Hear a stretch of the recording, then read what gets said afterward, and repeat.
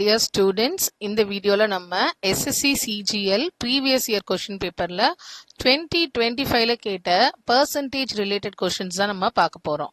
So அதுல first question என்ன கேட்டிருக்காங்க அப்படின்னா a man spends 30 இது வந்து ஒரு salary related question spends 30% of his salary on rent.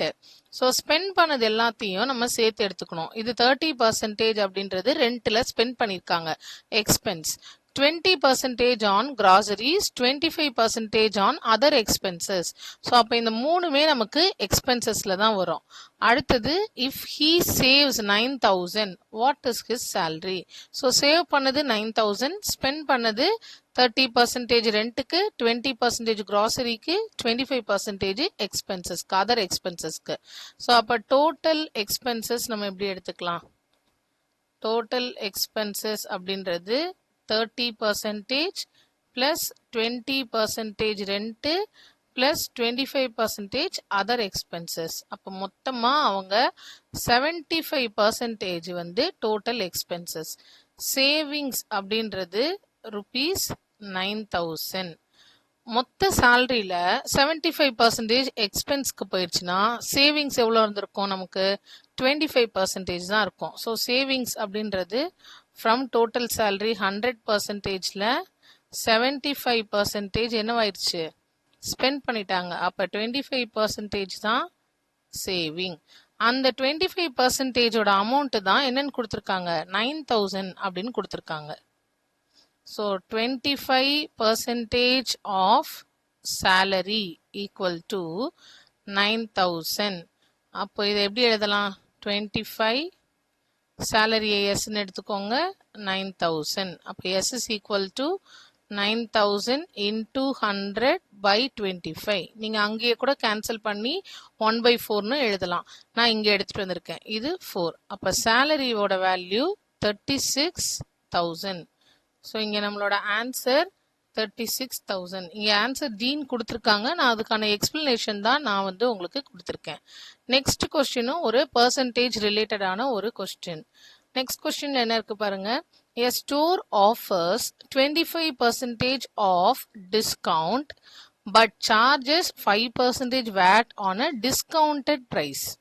So first total அமௌண்ட்லேருந்து 25% டிஸ்கவுண்ட் கொடுக்குறாங்க. அப்புறமா 5% வேட் வந்து அந்த டிஸ்கவுண்டட் ப்ரைஸில் ஆட் பண்ணிப்பாங்க. மார்க்கெட் ப்ரைஸ் வந்து 1,600. ஸோ இதை நம்ம எப்படி சால்வ் பண்ணலாம் பார்க்கலாமா? நமக்கு வந்து மார்க்கெட் ப்ரைஸ் ஈக்குவல் டு 1,600. அதில் எவ்வளோ பர்சன்டேஜ் டிஸ்கவுண்ட் கொடுத்துருக்காங்க? 25% டிஸ்கவுண்ட்டு. ஸோ 25% டிஸ்கவுண்ட்டு இந்த அமௌண்ட்லேருந்து கொடுத்துருக்காங்க. So 25/100 into 1,600. ஜீரோஸ் கேன்சல் பண்ணிட்டா 25 into 16 which is 400ன்னு வரும். இப்போ 400 அப்படின்றது discount amount. So after discount அவங்க எவ்வளோ பே பண்ணணும்? மார்க்டு ப்ரைஸ்லேருந்து ஆஃப்டர் டிஸ்கவுண்ட்டு அவங்க பே பண்ண வேண்டியது -400 கொடுத்தா 1,200 rupees பே பண்ணணும். பே பண்ணும்போது நம்ம என்ன பண்ணணும்? 5% வேட்டை இந்த டிஸ்கவுண்டட் ப்ரைஸ்ன்றது தான் ஆஃப்டர் டிஸ்கவுண்ட் ப்ரைஸ், இதில் ஆட் பண்ணிக்கணும். So 5% VAT. So 5% VAT of the discounted amount. Okay, 0 cancel ஆகுனா 12 into 5 60. ஸோ இப்போ அவங்க எவ்வளோ அமௌண்ட்டு பே பண்ணணும்? Question final amount paid. So final amount equal to 1,200 plus 60 which is 1,260. So 1,260 is the answer. Third question, a bag contains 20% red balls, 30% green balls and rest வந்து blue balls ன்னு கொடுத்துருக்காங்க. If there are 80 blue balls, so இந்த rest இருக்க blue ball வந்து மொத்தம் 80 இருக்கு. What is the total number of balls? So blue balls 80ன்றது மட்டும்தான் நமக்கு தெரியும். இந்த ரெண்டு வந்து எவ்வளோ இருந்ததுன்றத பர்சன்டேஜில் கொடுத்துருக்காங்க. ஸோ நம்ம ஃபர்ஸ்ட் இந்த ரெட் பால்ஸ் எவ்வளோ கொடுத்துருக்காங்க? ரெட் பால்ஸ்ன்றது 20%. அண்ட் கிரீன் பால்ஸ்ன்றதும் 30% பர்சன்டேஜ்ல கொடுத்துட்டாங்க. அப்ப ரிமைனிங் இருக்கிறது எல்லாமே என்னது, ப்ளூ பால்ஸ்னு கொடுத்துட்டாங்களா. மொத்தம் 100%ன்னு வச்சுக்கலாம். ஒரு பேக்ல 100%. அதுல 50% அப்படின்றது ரெட் அண்ட் கிரீன் பால்ஸ். அப்ப 50% ஆஃப் பால்ஸ் தான் என்ன இருக்கு நமக்கு, ப்ளூ. அந்த ப்ளூ வந்து 18 கொடுத்துட்டாங்க. ஸோ அப்ப பால்ஸ் மொத்தம் பேக்ல எவ்வளோ பால்ஸ் இருக்கும், 50% ஆஃப் பால்ஸ்ன்றதை 50/100ன்னு எழுதுவோம். இந்த பக்கம் எழுதும்போது 100/50ன்னு ரெசிப்ரோகேட் பண்ணிடலாம். 2 times. So 80 into 2 160. ஸோ டோட்டலா பேக்ல இருந்த பால்ஸ் வந்து 160. இது பர்சன்டேஜ்ல வர இன்னொரு question. The difference between 20% of a number and 10% of the same number. So ரெண்டுத்துக்கும் டிஃப்ரென்ஸ்ன்னு சொல்லிட்டாங்க.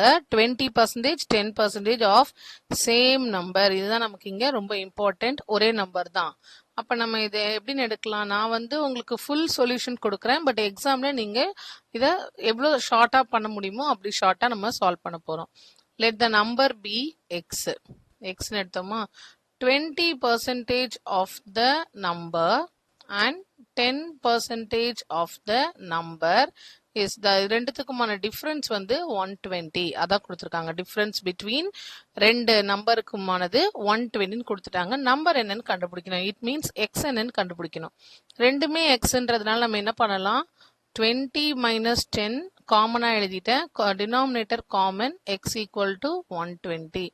அப்ப x கண்டுபிடிக்கணும்னா 120 into இங்க இருக்கிற டினாமினேட்டர் மேல வந்துரும். 20 minus 10ன்றது 10. கேன்சல் பண்ணா 10. So answer 1200. ஸோ இங்க ஆன்சர் வந்து நமக்கு 1200. A buyer gets a 2 successive discount. இது எல்லாமே percentage question. ஆனா டைரக்டா percentageன்னு கேட்காம நமக்கு இந்த மாதிரி கொஸ்டின்ஸ்ல வரும். 2 successive discount. Successive discount அப்படின்னா ஃபர்ஸ்ட் டிஸ்கவுண்ட் வந்து அந்த வேல்யூக்கு அப்புறமா திருப்பி ஒரு டிஸ்கவுண்ட் வருது. அதுதான் successive discount. அடுத்தடுத்த டிஸ்கவுண்ட் அப்படின்னு அர்த்தம். So 2 successive discount. ஒன்னு வந்து 20%, அடுத்தது 10%. ஐட்டம் வந்து 1000 ரூபீஸ்க்கான ஐட்டம் அப்படின்னு சொல்லியிருக்காங்க. இப்ப நமக்கு ஃபர்ஸ்ட் வந்து 20% அப்படின்னு இருக்கா. So 20% of 1000 rupees. Zeros calculate பண்ணா நமக்கு 200 வரும். இப்போ வந்து இவங்க எவ்வளோ அமௌண்ட் பே பண்ணணும் அப்படின்னா 1000 ரூபீஸ்ல 20% டிஸ்கவுண்ட் போக 800 ரூபீஸ் பே பண்ற மாதிரி இருக்கும். அண்ட் அடுத்த டிஸ்கவுண்ட் என்ன கொடுத்துருக்காங்க, 10% டிஸ்கவுண்ட் வருது. ஸோ 10% வந்து சக்சஸிவ் அப்படின்னா அடுத்து திருப்பி இப்போ இந்த 800 ரூபீஸ் அமௌண்ட்டுக்கு தான் நெக்ஸ்ட் டிஸ்கவுண்ட்டை நம்ம அப்ளை பண்ணுவோம். ஸோ ரெண்டு ஜீரோஸ் கேன்சல் பண்ணா இட் இஸ் 80. இப்போ நான் எவ்வளோ அமௌண்ட் பே பண்ணணும், 800ல 80 ரூபீஸ் எனக்கு டிஸ்கவுண்ட்ல போயிருச்சு, 10% டிஸ்கவுண்ட். ஸோ ரிமைனிங் 720 ரூபீஸ் பே பண்ற மாதிரி இருக்கும். So answer 720. Profit and loss question based on percentage. Question number 57. இதுல என்ன கொடுத்திருக்காங்கன்னு பாருங்க. If the selling price of an article is 90% of its marked price. So selling price வந்து 90% of marked price. Cost price வந்து 80% of marked price. What is the profit percentage. So இங்கே marked ப்ரைஸ்ன்றது என்னன்னு கொடுக்கவே இல்லை. இந்த மாதிரி நமக்கு மார்க்டு பர்சன்டேஜ் கொடுக்கல அப்படின்னா நம்ம வந்து அந்த மார்க்டு ப்ரைஸ் அப்படின்றத வந்து 100 அப்படின்னு எடுத்துக்கலாம். இப்போ செல்லிங் ப்ரைஸ் அப்படின்றது 90% off 100, 90% off marked price. So நான் 100ன்னு எடுத்ததுனால 90% ஆஃப் 100. 90% ஆஃப் 100ன்றது 90. ஸோ செல்லிங் ப்ரைஸ் 90ன்னு தெரிஞ்சிருச்சு. காஸ்ட் ப்ரைஸ்ன்றது 80% off marked price. So 80/100 into 100ன்னும் போது இட் இஸ் 80. ஸோ எனக்கு இப்போ செல்லிங் ப்ரைஸ் தெரிஞ்சிருச்சு, காஸ்ட் ப்ரைஸ் தெரிஞ்சிருச்சு. நான் என்ன கண்டுபிடிக்கணும், ப்ராஃபிட் பர்சன்டேஜ். அதுக்கு முதல்ல ப்ராஃபிட் என்னன்னு கண்டுபிடிக்கணும். ஸோ ப்ராஃபிட் எப்படி கண்டுபிடிப்போம், selling price minus cost price. 90 ரூபீஸ்க்கு சேல் பண்ணியிருக்கோம், 80 ரூபீஸ்க்கு வாங்கியிருக்கோம். அப்போ அதில் ப்ராஃபிட் வந்து 10 ரூபீஸ். Profit percentage. ப்ராஃபிட் பர்சன்டேஜ்க்கு என்ன கால்குலேட் பண்ணோம்? Profit divided by cost price into 100. என்னோட profit 10 rupees, cost price 80 rupees. So into 100. 0 and 0 cancel. 8 வந்து நமக்கு 8ஆல் 100 கேன்சல் பண்ணும்போது ஓகே, இது வந்து நமக்கு 4 times 2 tablesல கேன்சல் பண்ணுறேன். இது 4 times, இது 50. 4 timesல பண்ணும்போது 12.5. ஸோ எனக்கு இந்த profit பர்சன்டேஜ்ன்றது 12.5. An investment is made in a business. In the first year, it gains 25%. Second yearல it loses 20%. Third yearல again gains. So இப்போ ஓவராலா தேர்ட் இயர்க்கு அப்புறமா நமக்கு கெயினா லாஸா அப்படின்னு கால்குலேட் பண்ணோம். அண்ட் எவ்வளோ அமௌண்ட் இன்வெஸ்ட் பண்ணாங்கன்னு இங்கே கொடுக்கவே இல்லை. ஸோ அந்த மாதிரி கொடுக்கவே இல்லைன்னா நம்ம 100 அப்படின்னு ஃபிக்ஸ் பண்ணிக்கலாம். ஸோ இன்வெஸ்ட் பண்ண அமௌண்ட், ஸோ இனிஷியல் இன்வெஸ்ட்மெண்ட் அப்படின்றது நம்ம ₹100 அப்படின்னு எடுத்துக்கலாம். ஸோ ஃபர்ஸ்ட் இயர்ல 25% கெயின். ஸோ ஃபர்ஸ்ட் இயர்ல 25% கெயின் அப்படின்னா 125% ஆஃப் 100. இந்த 100ல 25% கெயின் போது மேல நியூமரேட்டர்ல 100 + 25 எழுதணும். So 125% of amount. So it is 125. So first year எண்டில் அவங்கக்கிட்ட 125 rupees இருக்கு.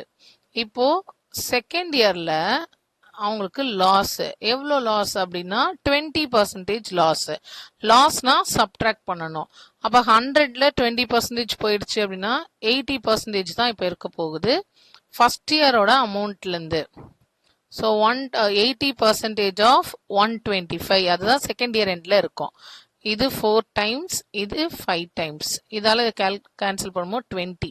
ஸோ செகண்ட் இயரோட எண்டில் 100 rupees அவங்க கையில் இருக்கும். அகைன்